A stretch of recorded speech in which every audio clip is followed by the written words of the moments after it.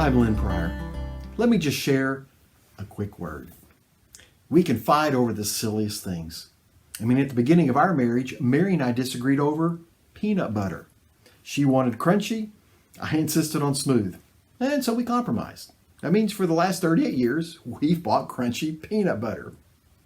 Well, and then there's the fight over toilet paper. Does the roll go over? Does it go under? Well, let me just tell you, look at the original patent, because it goes over. Well, unfortunately, too many of us let these little squabbles, we let them escalate. But when property starts getting destroyed, you know your squabble is more than a squabble. So let's consider the infamous Squirt Gun Riot of 1858. And yes, they had squirt guns in 1858. Now, they weren't the monsters we used, but they still do the job of getting you wet. So here's what happened. The sophomores at Amherst College, well, they were well versed in the tradition of hazing freshmen, and their preferred method was the squirt gun. Because apparently a wet freshman is a well-hazed freshman. Well, so the Amherst College class of 60, when they were sophomores, it was their right to haze the class of 61 freshmen. But when those freshmen became sophomores, and it was their turn to haze the freshmen, they chose not to do it.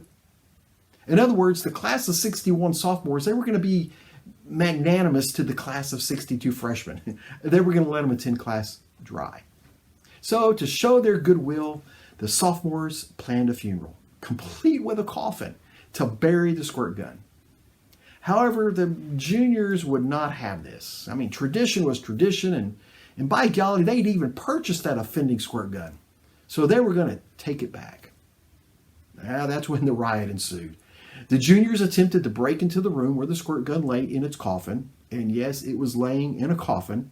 But these throngs of juniors arrived, and some broke in the door. Some tried to come in through the attic. They cut through the ceiling. But what they found was a lone sophomore standing guard over the coffin with a gun. And it wasn't a squirt gun. Well, when the sophomores heard what was happening, they came by force. But by then, the juniors had torn apart the attic stairs to use as weapons.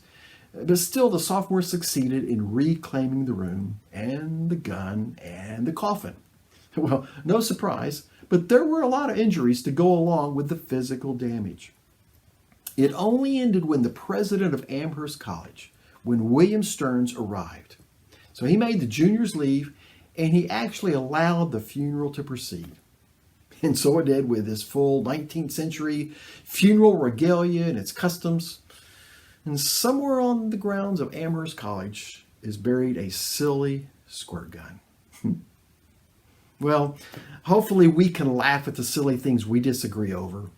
But silly or not, as followers of Christ, we are never to lose sight of what we're called to do. That is, place the needs and interests of others before our own. Philippians 2 says to do nothing out of selfish ambition or conceit, but in humility consider others as more important than yourselves. And everyone should look not to his own interest, but rather to the interest of others. When to do that, that's to live the very life Christ modeled.